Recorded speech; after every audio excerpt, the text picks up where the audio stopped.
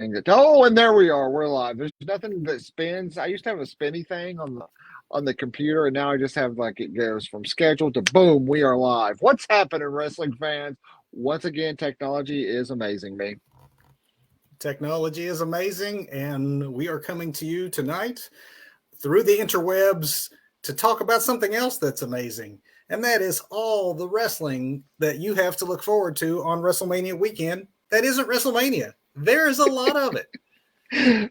Oh, it's wonderful that we live in a day and age when there's really too much wrestling to consume. But it's a good problem to have. And that's never more true than during WrestleMania week. What started as one single event is now pretty much the international gathering of wrestling fans on an annual basis. And we're going to, in our main event topic tonight, fans, we're going to give you a rundown of the major shows and who's going to be appearing on some of those major shows. In addition to doing full rundown and predictions of two of the bigger shows of the weekend, that being Ring of Honor and NXT. But Doug, before that, we got some work to do here. Oh, do we have it? Do we have it? Is it back? Is it back? Hey, it shows up on Sunday nights, not Thursday nights, though. That's all right. It did not know what night it was when we did this last. And Doug, I apologize to you in advance about doing when we went last with an opening bell news, because I know last time we had a news segment, we let off with a nice light story about some crazy perverted billionaire who grew a mustache. Unfortunately, we don't have anything nearly that lighthearted in tonight's news. So our lighthearted fun is going to come with all of the previews on our main event. But we got some heavy news tonight all the way around. So let's just work our way through it. What do you say? Let's do it. Former Ring of Honor World Champion Davey Richards has announced his retirement from pro wrestling in the wake of numerous organizations cutting ties with the former superstar. Late on Friday, it began happening left and right that these promotions began dropping Davey Richards from upcoming cards due to some really rough allegations regarding domestic abuse. Even though he has supposedly quit the wrestling business, and this is not the first time Davey Richards has retired and come back, but he categorically denies these accusations, and he is yet to be formally charged with anything. But these allegations stem from a screenshot that began circulating around Richards' local St. Louis wrestling scene, and the screenshot has been authenticated by several sources, including like Wrestling Inc. For one. They claim to have actual copies of the document this screenshot is from. It is a legal document where a court document where an ex-partner of Richards claims that and this is the quote, he, quote, engaged in inappropriate and unreasonable behavior, including significant use of cocaine and other substances and domestic violence toward a different partner than this partner. So in the wake of this scandal, Davey Richards has announced his retirement from professional wrestling, but I'm not sure what kind of work he would get anyway. So again, this is Canadian destroyer territory. We're in here with my brain, but is it really retirement if nobody will hire you at this point? I mean, who are we kidding here? I mean, it's not a retirement. It's a tucking your tail between your legs and going home because you can't get work. Because the heat is on and no one's going to hire you. Absolutely. I am trying to separate the heavier stories. This one's a little bit lighter. Doug, are you ready for some Total Garcias? I'm always ready for some Total Garcias. After 17 years with the WWE, the Bellas are no more. Don't worry, folks. Nikki and Bella are fine. But they did announce this past week that they have parted ways with WWE. And for those thinking that they're going to show up with Bryan now, they've already squashed those rumors as well. Obviously, at this stage in their career, they have, they're entrepreneurs. They have modeling and they have their winery and obviously their reality stars more than they are wrestling stars at this point. They could easily parlay that into something else. So who knows, Doug? Maybe we'll end up seeing the Garcias on AEW Unscripted if they follow Bryan around. Yeah, parted ways with WWE, and WWE takes their name. What happened to the last one? Are you ready for your brain to break again? Oh man, is this another Canadian destroyer story? I'm sorry. You're going to have to stick with me on this one. I will simplify it. This one is kind of a heavy news story, but I Let alluded me to it. scooch in and get close. All Get right, close. Get ready. I've got my I drink alluded standing to it by. in our last show that we would be doing a story on a scandal involving the $1 Million Man, and he, as you know, I guess branding would have it, is in the middle of a $1 million scandal. Oh, The case has been brewing over the last year, but it is far more known as a scandal that pretty much derailed the public image of football icon Brett Favre. Which now I know Doug has no idea what I'm talking about. He doesn't know sports ball, right? But I don't. What's going on? so it's the same thing that Brett Favre is caught up in. It's the same scandal. We have not reported on it here yet on the show, but we're going to tonight because Brett DiBiase, the son of the $1 Million Man, has just pled guilty to charges of conspiracy to defraud the government in a federal court. This plea is probably a really good sign that he has all intentions to serve as a witness for the federal government in the government's ongoing investigation in what has been termed the Mississippi welfare scandal. DiBiase's conspiracy charge carries a possible 5-year prison sentence and a $250,000 fine. So we'll break it down. First of all, who's Brett DiBiase? He's not as well known as obviously his father or even his brother Teddy, who was a world tag champ with Cody Rhodes back in the day. But Brett DiBiase did wrestle, and he was in the WWE system between 2008 and 2011. So the Cliff Notes version of what's happening here with this scandal, it involves the alleged theft and misappropriations of tens of millions of federal welfare funds under the administration of the former Mississippi governor, Phil Bryant.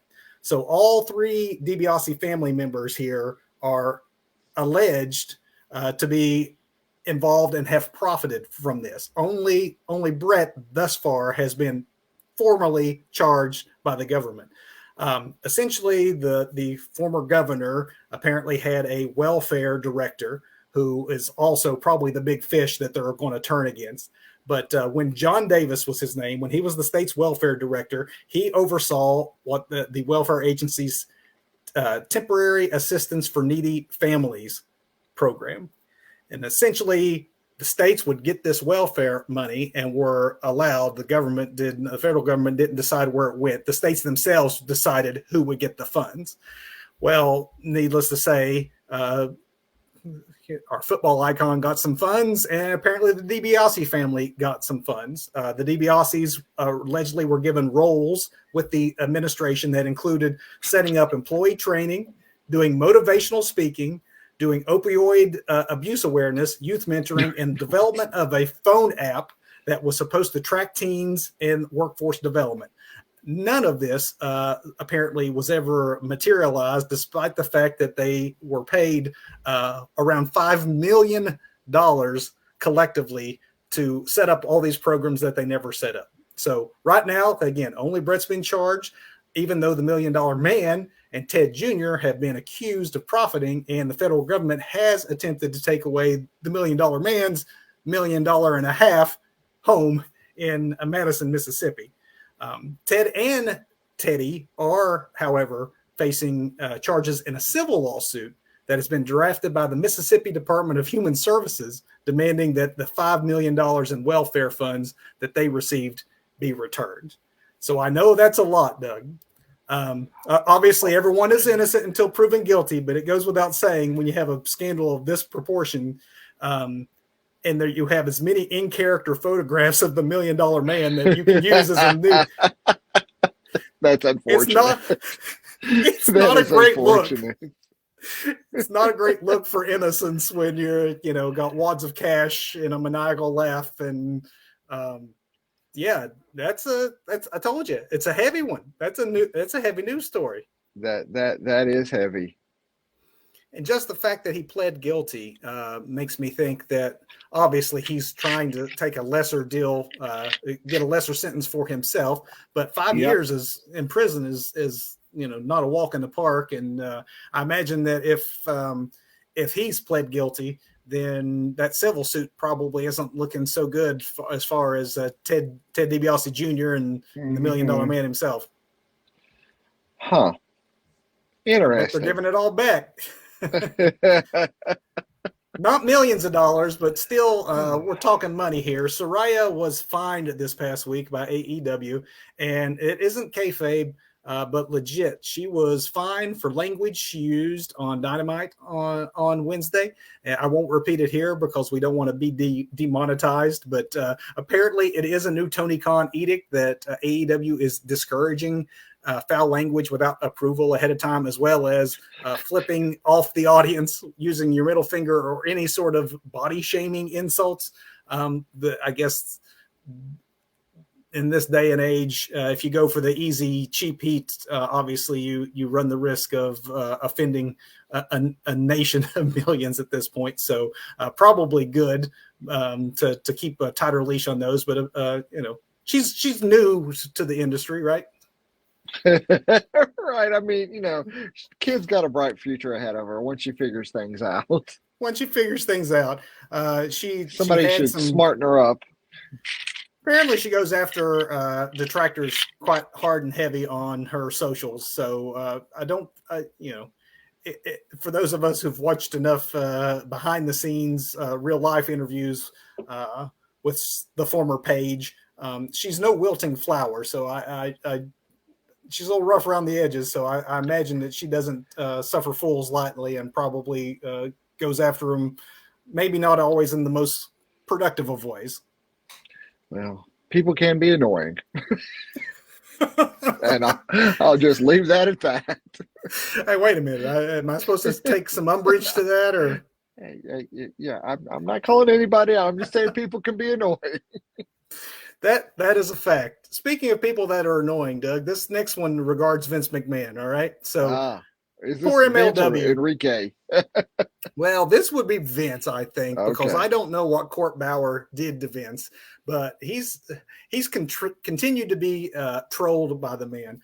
As we've reported here on our show multiple times, MLW is currently in the midst of a lawsuit where they filed this in January of last year. That's how long it takes to work through the system here. But they claim WWE pressured third parties to abandon contracts and prospective relationships with MLW.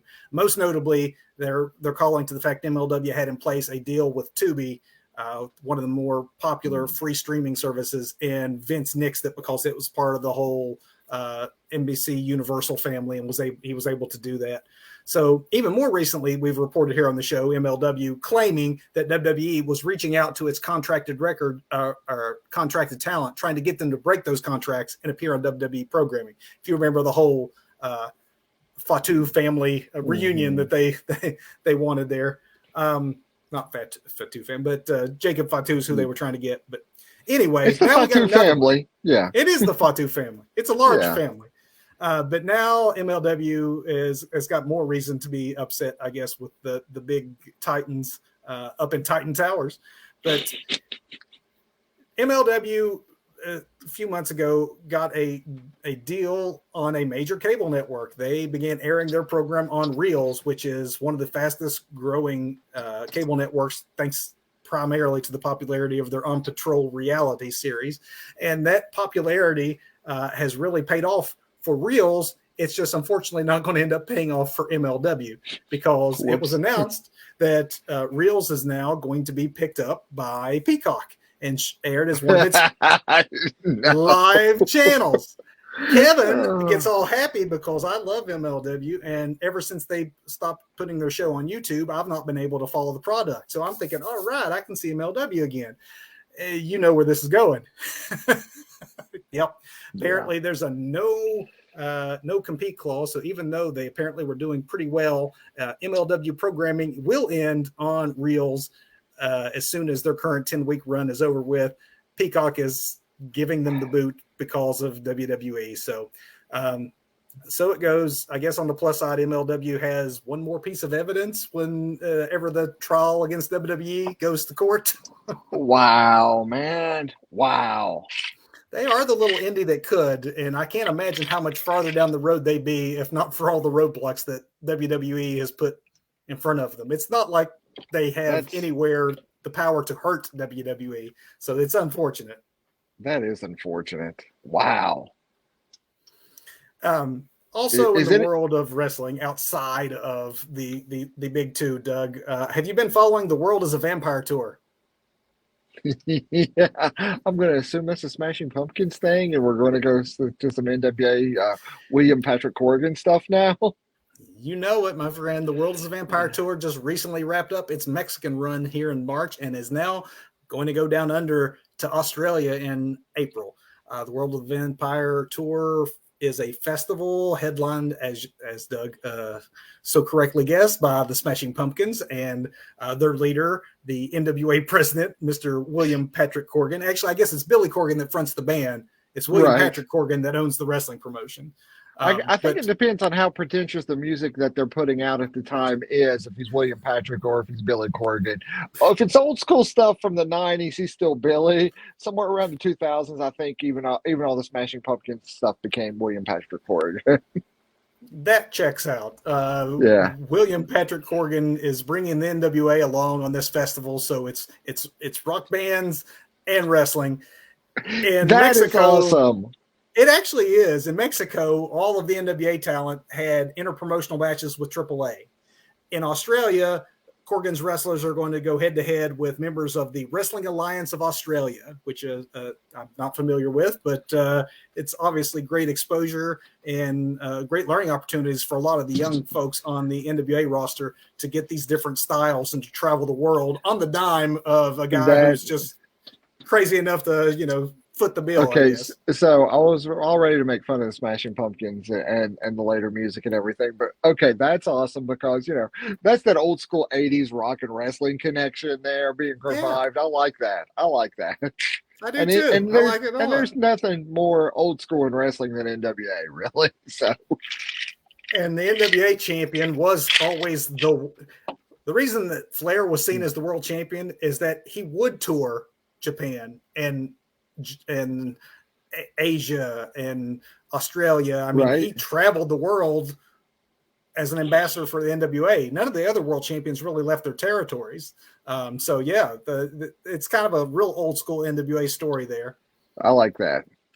Some programming news, Doug. This is also on the light side before we get into our last news item. But AEW has announced that this week on Dynamite, a special interpromotional appearance, Vin Kingo is going to be making his AEW debut facing off against Kenny Omega.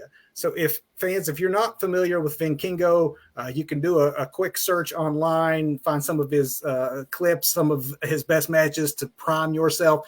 He is a huge star in AAA, and he's made some American appearances with Impact and with MLW and other independents, but you're in for a treat. And additionally, this match is actually a redo for the Wrestlemania main event of 2 years ago when AEW wouldn't allow Omega to go to Mexico and he had to forfeit his AAA Mega Championship. So the match was supposed to be a main event encounter between Omega and Vin Kingo. We're going to get that match this Wednesday night. Obviously, the local boy is going to have to win this one, but it should be a heck of a contest that people we'll be talking about. I'm making it an early call for match of the week. I do not doubt that. Have you seen Vin Kingo? Yes. Yeah, it's phenomenal. Not to be confused with Kingo the Eternal from that really bad Marvel movie. Let's hope that I didn't just misread that, and because that actually would be quite the story. That should have been the main story if that was actually the case. Kenny Omega to MCU confirmed. That's right. And on a really bad transition here, just final news item, and then we'll get light. Our condolences to the legendary Arn Anderson, who this week lost his oldest son, Barrett, at the age of only 37. No cause of death was given other than Arn just alluding to the fact that it was unexpected. So condolences also, obviously, to Barrett's brother, AEW star Brock Anderson, and the entire Anderson family. Just awful news. Awful news. Mm-hmm. And with that awful news that we had to All get right, through out of the way, let's get to some fun stuff. let's do it. I've got notes on my phone, and by notes I mean I have the Wikipedia page pulled up. So So before we get to our previews and predictions for the two shows we're headlining with tonight, Doug, I'd like to just at least run through a list of some of the other big events that are out there. absolutely. Because, I mean, you and I come from all the way from WrestleMania 1. We were lucky enough to see the entire evolution of WrestleMania, and it was, Vince he wasn't the first to have the idea. There was Starrcade. People would have huge shows. The AWA would have a huge show. Obviously, World Class would have their big show in Dallas, an annual event. Usually these things were around holidays, Christmas or whatever. But, when we think pay-per-view spectaculars and things, everyone thinks WrestleMania now, even though it wasn't first. It was so successful, though, that it's about all you can think of. And any major wrestling event, whether it's in Japan or Mexico, like we just talked Triple Mania, AEW, the truth is the blueprint for what a big wrestling event is WrestleMania. Over time, though, people realize, well, if the world is going to descend on WrestleMania for a week, we can do our smaller shows next to it. Pretty much every promotion in the business outside of AEW is going to be in Los Angeles, Doug, next week. It's kind of like when, a Walmart moves into an area and sets up shop, then all the little shops, the mom and pops and the gas stations and the restaurants all come in around the Walmart. That's basically what this is on a very micro level with it's kind of interesting that Cody Rhodes, when he was an AEW executive, was pretty famously quoted about AEW never ever doing a show WrestleMania weekend around WrestleMania, right. And yet now he's in the main event of WrestleMania, and Tony Khan's got a Ring of Honor show happening. But it's not an AEW show. I guess on a technicality, and in fairness, this is when SuperCard of Honor always took place. That's kind of the way that it's always, it's always been. So you can make that excuse that it is the historical time for SuperCard of Honor. But yes. It used to be a few promotions, and now it really is everybody other than AEW. I think I mentioned on our last broadcast, Doug, that there are more than 50 wrestling shows, seminars, conventions, etc., happening through the course of the week. That's about right. Because again, it's like the big carnival comes to town, and all the carnies and all the merchandise, and everybody just comes along with it. That's what we're seeing here. WrestleMania brings a huge injection of cash to wherever it lands. It's like the Olympics, for God's sake, or the Super Bowl. And there's a good chance some of you watching here are planning on going to WrestleMania and probably partaking of some of these festivities. If you're not, a lot of these are available to view on pay-per-view through Fight and other various pay-per-view outlets and channels. So I'm going to give not all 50, but just pull some highlights here before we get to our preview. So on Thursday of next week, you got GCW, Josh Barnett's Bloodsport 9. That's headlined by Kota Ibushi versus Mike Bailey. But it also features Josh Barnett versus Timothy Thatcher, and was supposed to feature Jon Moxley versus Davey Richards. But I'm imagining that's not happening now, which is kind of unfortunate, because as soon as I read that, I'm like, ooh, I'd love to see that. That would be awesome.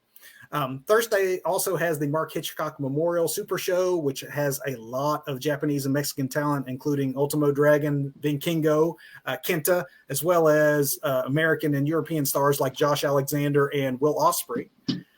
Empire Wrestling Federation and Los Angeles Wrestling are coming together for a show on Thursday, the Jake the Snake Roberts Flirting with Venom wrestling event. That's going to be headlined by Alberto Del Rio, Doug, if anyone still cares about him. Wow, talk about flirting with Venom. Seriously, right? Wow.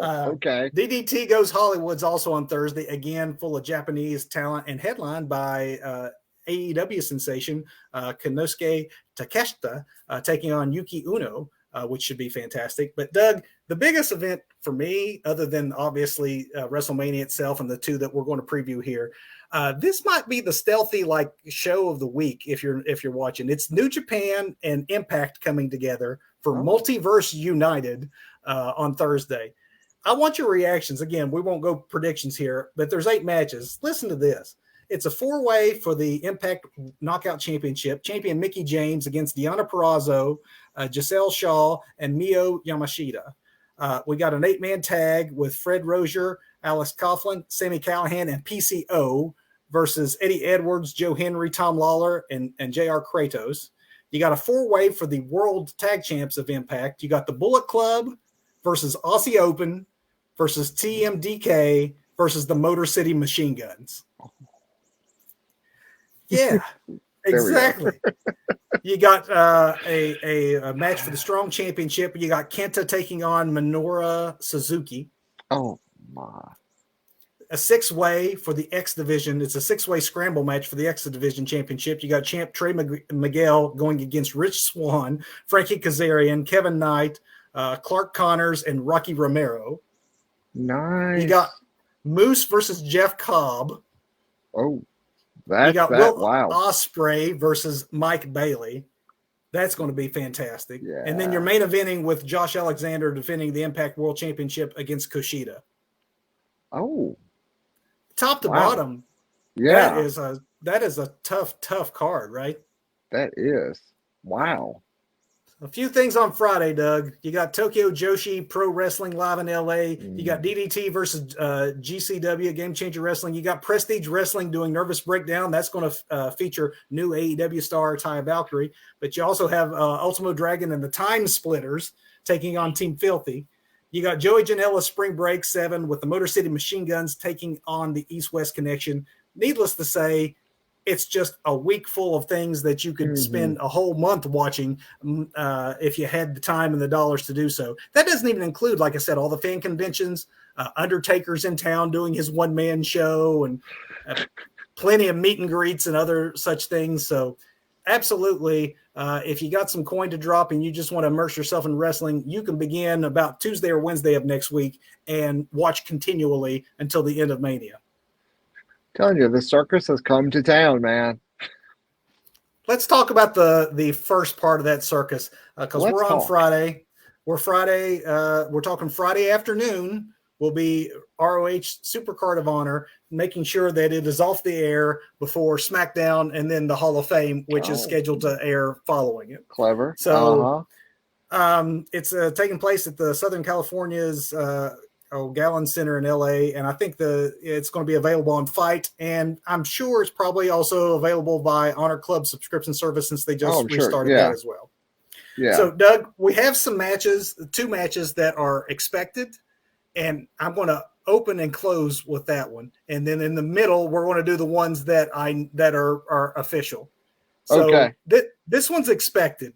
You have the ROH World Tag Champs in the Embassy defending their titles against AR Fox, Blake Christian, and the newly signed Grand Metalik to AEW. So if that occurs as is expected to occur, Doug, how do you see, other than just high spots aplenty? Wait, who is in this again? What is this for? It's the ROH 6-man. They have their own 6-man championship. So it's Prince Nana's group, the Embassy. So the Embassy versus who? AR Fox, Blake Christian, and Grand Metalik, formerly of WWE. So I'm so confused. Are these all like ROH wrestlers now? Because isn't Fox I'm confused on the lineups. It won't be the first time you're confused tonight because there are definitely some Tony Khan contracted guys here. I think with Ring of Honor just starting back up, that maybe even Tony himself isn't sure what side of the fence, or some of these angles and storylines might be a way to make clean breaks or clean moves of some of these guys from one to the other. Okay, so I'm calling this one for the Embassy just because it's the Embassy and everything else is already Canadian Destroyer in me. Yep. They need to be AEW ROH at this point. So this next one will do the same for you because I agree with you. I think that it makes too much sense for the Embassy to hold on to those. This next one I'm not even going to give a prediction for, but I do want to talk about it. It is the Reach for the Sky ladder match for the ROH World Tag Team Championships. We don't know exactly how many teams are going to be in this. We only know of one team thus far who is qualified. And to your point, I don't see these gentlemen being Ring of Honor stars at all. But the Lucha Bros are. They're stars everywhere they go, but I don't see them ROH. I see them as AEW. If you had a big act like the Lucha Bros, would you be tempted to move them to Ring of Honor to help boost the profile of that brand? Or if they're on Ring of Honor, would you think the temptation would be there to keep pulling them on to Wednesday nights and there wouldn't be that clear divide again on who is Ring of Honor and who is clearly AEW? I don't know so much about the Lucha Brothers, but I would move FTR to ROH just to get eyes over there. And there's a built-in storyline there. This is a little bit of armchair booking, but you have FTR go in and reclaim those Briscoe titles as the only people who actually deserve them. I think the Lucha Bro just jumped in. I think Penta just went behind you. Junior Lucha there. But, that's what I would do. And then that gets more eyes on ROH having FTR as those champions. But, that's just some armchair booking. But I mean, the story's right there, man. I'm going to say there's also that emotional story of the match that they had being the last high-profile match of Jay Briscoe, and the fact that because of what those four men did in their series of matches, they became really, really close. So there'd be some real nice symmetry, I think, to them holding those belts in honor of the Briscoe brothers.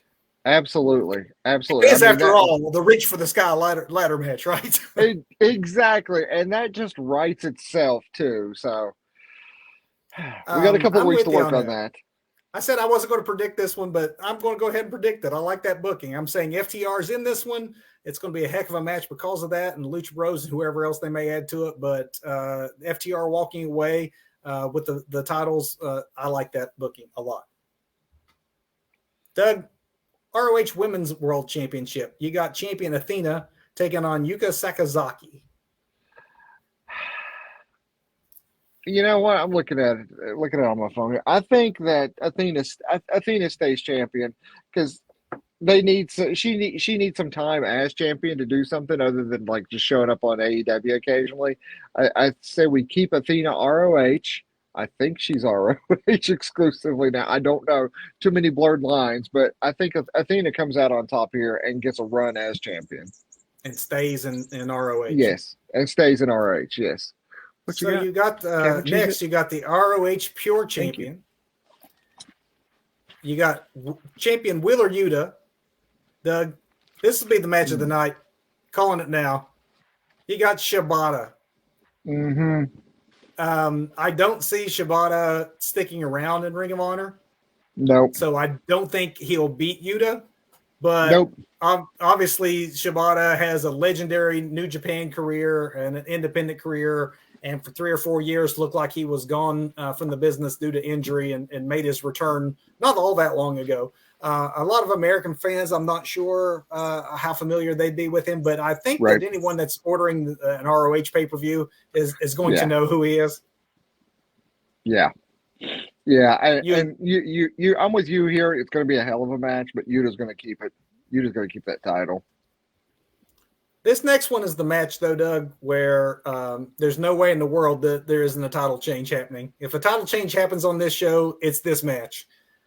ROH World Champion Samoa Joe defending against Mark Briscoe. I've been thinking about this, man. I think Briscoe loses here. This makes for better TV in this case because, he's dropped the tag titles because his brother's passed away. Going after that ROH television world title. He needs to chase it for a while. He needs that babyface, not the babyface win. He's got the babyface support right now. Joe does something dastardly, something horrible that makes him even worse of a heel than he is already. And then Briscoe chases after that. And then that makes for some compelling television along the way until the next big ROH event where Briscoe finally gets that title after months, whatever it is, of going after Joe. That's the way I book it anyway. I'm glad we have at least one disagreement on this one because I just can't see any other title likely to change here other than maybe that 6-man tag team championship. Obviously, we're crowning new tag tag champs Sure. regardless. But I think that the emotional win here and his first real big singles platform is the way that they'll go with it. We'll see. We'll see. We are ending this prediction with another not official yet, but it is predicted. So not made official, you're going to have your ROH World Championship headlining your pay-per-view. Right now, it appears to be your champ, Claudio Castagnoli, very likely defending against one Eddie Kingston. I have to say that is not a matchup I would have thought of. Right. But it's also not anything we've really seen. And I think it should be pretty interesting. I'm in on that.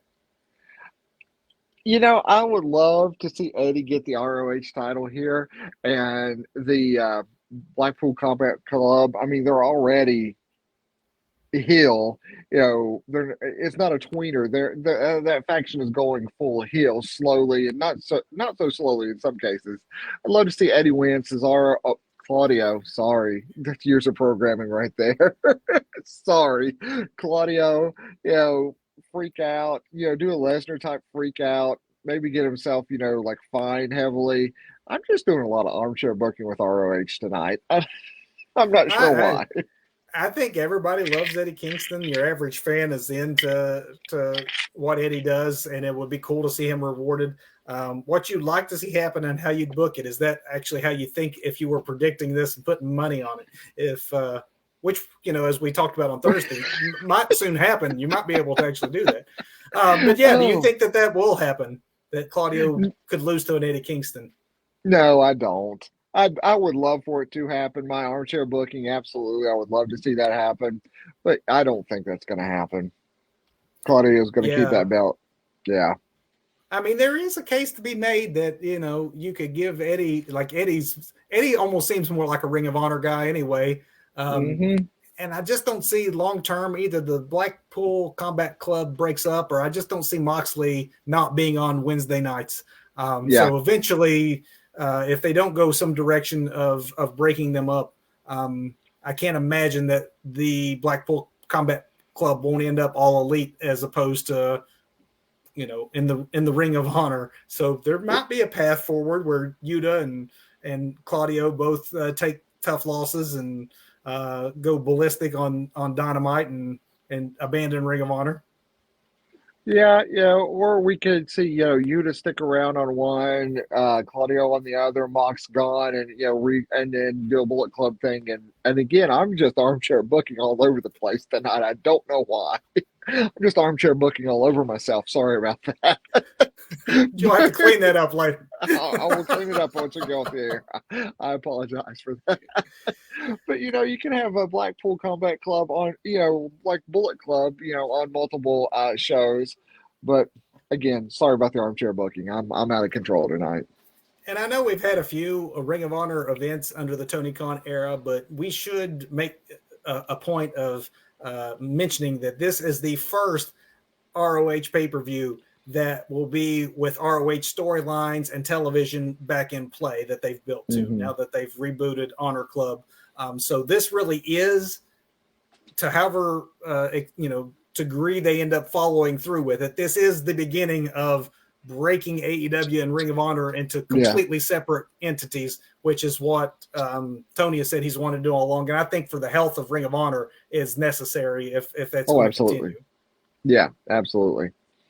But what do you think overall, Doug? The SuperCard of Honor card looks pretty good to me.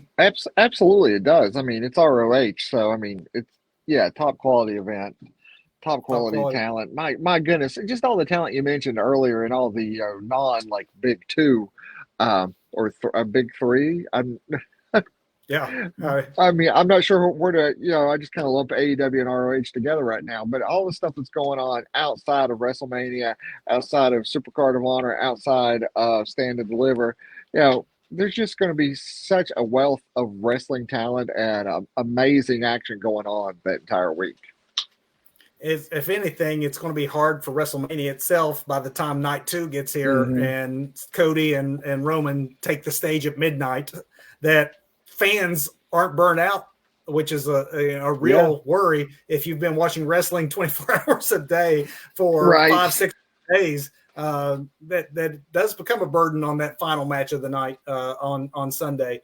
But let's talk some of the first matches of the afternoon on Saturday, because NXT Stand and Deliver is going to take place at 1 p.m. on Peacock, fans. If you're doing the math at home, yes, that means in LA, where they are going to be, they are on the road. That's 11 o'clock. So make sure everyone has time to enjoy their pay-per-view and then get over to the stadium in time to start seeing the pre-show of WrestleMania. That's asking a lot, isn't it? It is, man. Wow. Okay. So we got a few of these that aren't completely yet filled out. Obviously, we got a couple of weeks of TV to do so. I'm going to start with the Fatal 5-Way match for the NXT North American Championship. You got Wesley, your champion, taking on 4 still to be decided individuals. They've been playing this up for those who haven't been following haven't seen NXT in a while, but I wasn't calling out names. But I was going to say Wesley and maybe one of these other 4 people I'll actually know. You might. Do you remember Kid A from the Radiohead album? I love that album, dude. From NXT UK. Yes. He now goes by Axiom over here. And okay.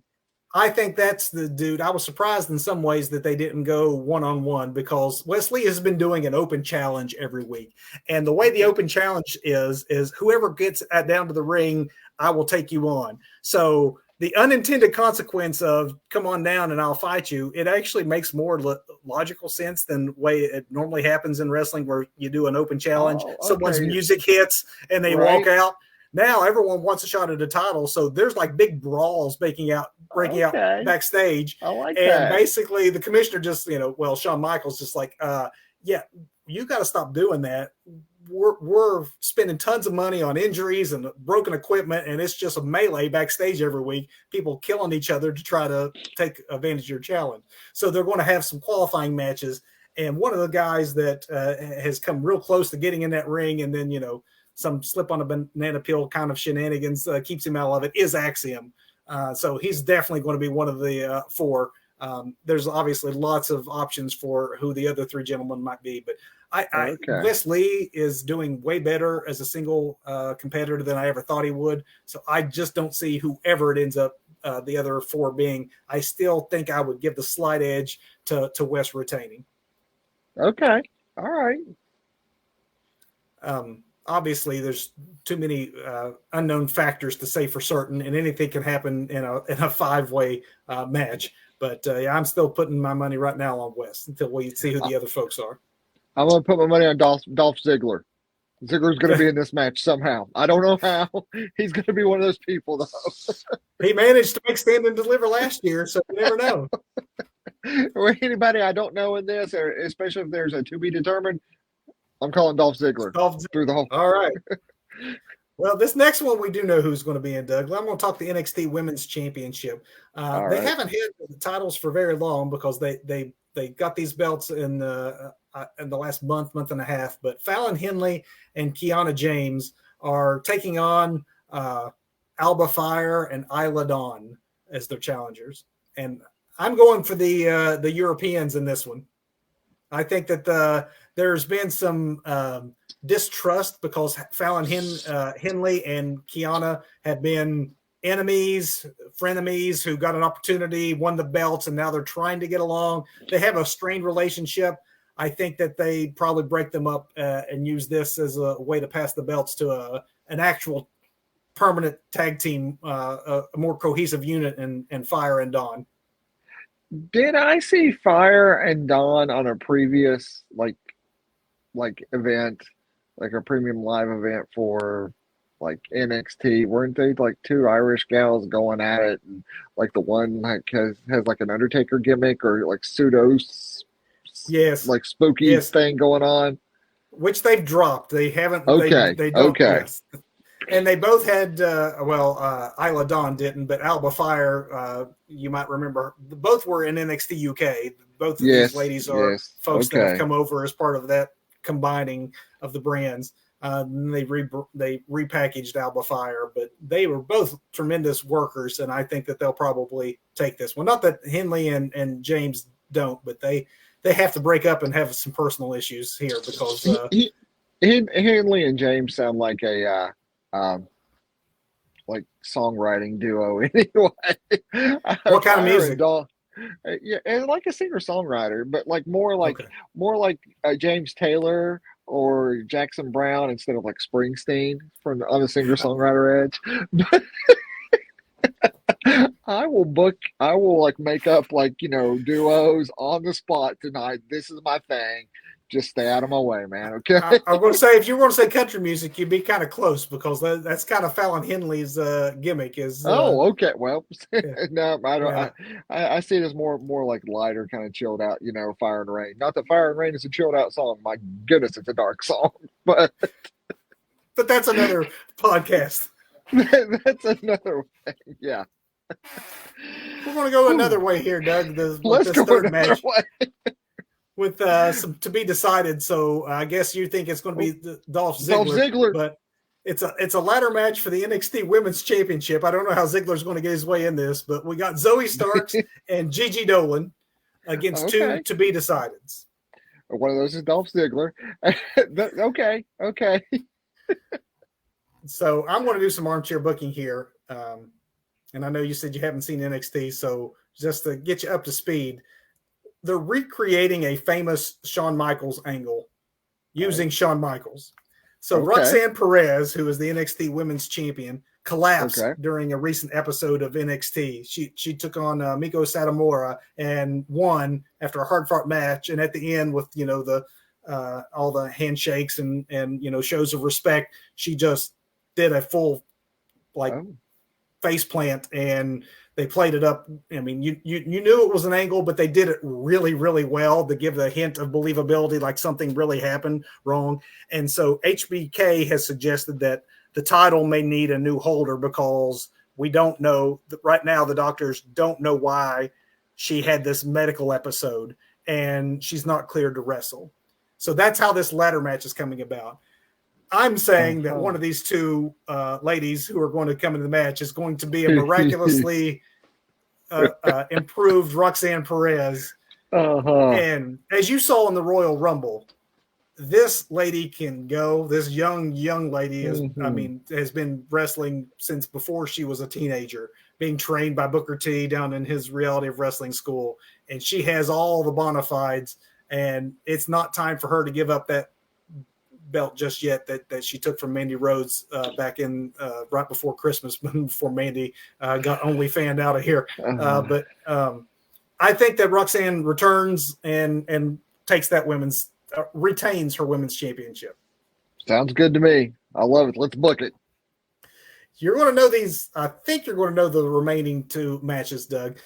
You got a singles match between Grayson Waller, who's one of the best heels in the business right now. And he is taking on one of the best baby faces in the history of the NXT brand, coming down from the main roster for a spotlight match during WrestleMania weekend, which, as I mentioned on our last broadcast, I really, really like.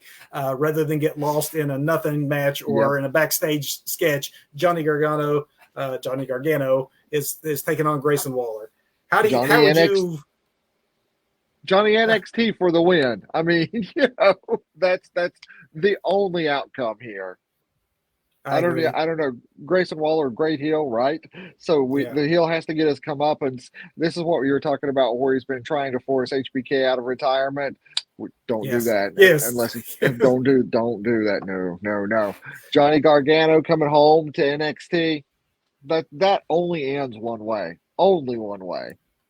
And one way, maybe with the match of the night, if that fatal 5-way NXT North American Championship match doesn't get all super crazy and flippy, I think you're going to have Gargano and Waller as possibly the match of the afternoon, I should say. Right. Yeah.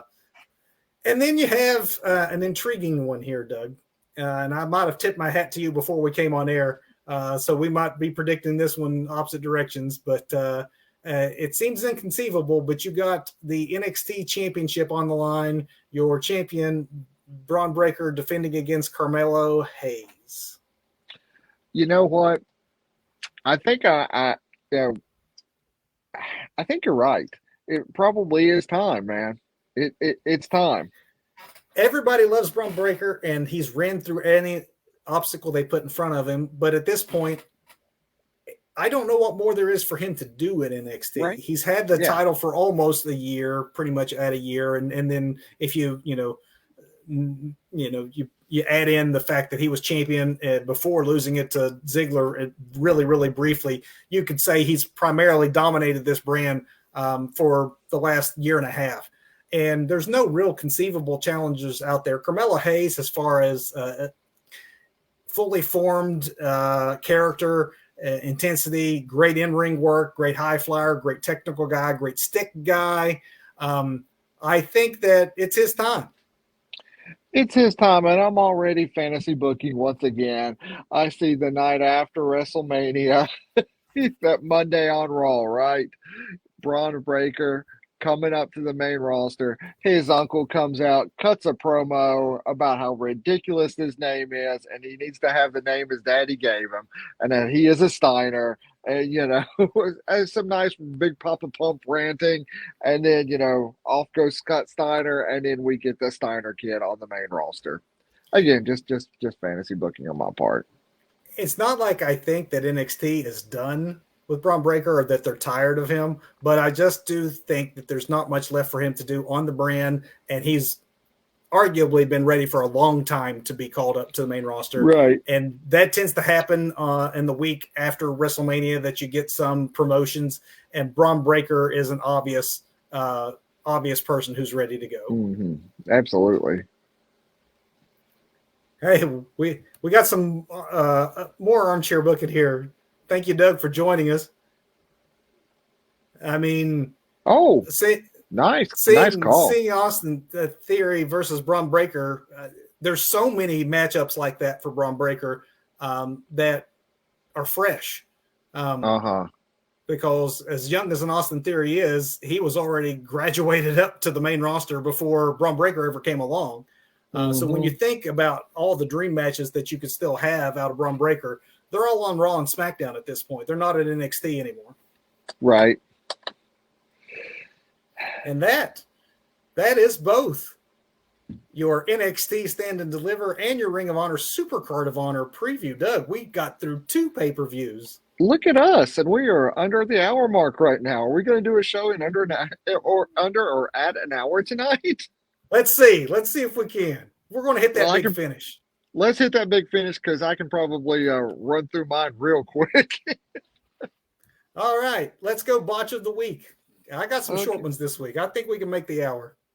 Okay, well, the botch of the week this week is on me, because this guy right here has watched very little wrestling. We can almost see a goose egg there. My wrestling viewing this week has been on recap shows on YouTube that aren't us. Maybe we should do more recaps through the week. But anyway, I'm watching other people to get caught up. But I gotta take the L here and call the botch for me this week. Life and work and have just gotten too much in the way this week. So now I'm half tempted to change mine and make you my botch of the week too, because you're totally should. You're screwing up the Two Bros Wrestling Show. Where's a wrestling show? I could try and do a kip up right now if that would redeem me. No, let's not do that. We won't have you on here for a month. My botch of the week is Booker T. I have called out Booker T for being the worst announcer in pro wrestling. Regardless of what you think of Booker T as a performer, and there were actually eras of Booker T that I enjoyed as an in-ring performer. I cannot stand the man on the mic. But this week, Doug, did you know that Booker T is claustrophobic? I did not know this. Yes, he announced it this week when he was asked by Vic Joseph about the Wes Lee ladder match and how Booker historically did not like ladder matches. And Booker's like, yeah, because I'm claustrophobic. And Vic had to explain to Booker that that's not what claustrophobia means. And he's like, no, I'm afraid of the confined spaces. Which, okay, you know what claustrophobia is, but apparently you don't know what a ladder match is. Booker T's the worst. That's awesome. Dude. Booker T That is the is worst. awesome. It was hilarious without him meaning to be. Vic Joseph, after trying to correct Booker, quickly realized that there's some battles that you just don't have a chance of winning, and there was no point in going down that road. Not a smart man. Booker T, my botch of the week. Doug, performer of the week, probably around the same thing. Then, if you didn't see much, or you got, you know what, I did see the end of SmackDown on a recap show, and I've got to say, I give it to KO. Yeah, give it to KO coming through at the end. You know that spoilers, that hug. Yeah, and also almost. You could just see the sigh of relief at that point when they cut to Cody backstage watching on a Titantron or watching on a big giant TV. And it's like, okay, good, that's in place now. They'll stop chanting for Sammy, and I can go on to WrestleMania now. Actually, everybody played their role well in that whole scenario. They all did. We all knew where it was going. I mean, right. as soon as he wasn't inserted into a triple threat at Mania, and as soon as we knew what his role was going to be at WrestleMania, we knew that KO and Sammy would come together. But yeah, I agree with you. Actually, my performance of the week doesn't top that at all. That was the performance of the week. So I'm going to go a little more less consequential, but still kind of fun. I'm calling out Taz on AEW Dark, which few people see, but it's just was, Taz being Taz on a show that he also thinks that few people actually watch. So he's a little more free and makes it incredibly entertaining. If you're not watching Dark, you're missing some of the best comedy on TV just from the announcers. But there was a jobber, whoever this jobber was, and I don't even remember his name now, but it was a name that was close enough that I think Taz misheard it and thought it was Gunn or something, and asked, he's like, oh, is he another one of Billy's kids? And when he was corrected that no, it wasn't Gunn and he's not kin to Billy Gunn, Taz responds with, good. The nepotism around here is terrible. Chef's kiss, absolutely. Perfect, Taz. Absolutely perfect. That is great. We need more Hook on TV, by the way. We need more Yes, Hook. we do. Yes, we do. Match of the week, Doug. Do you have that, or did you see Me versus Life, and Life keeps coming out on top, I think. Every time, my friend, every time.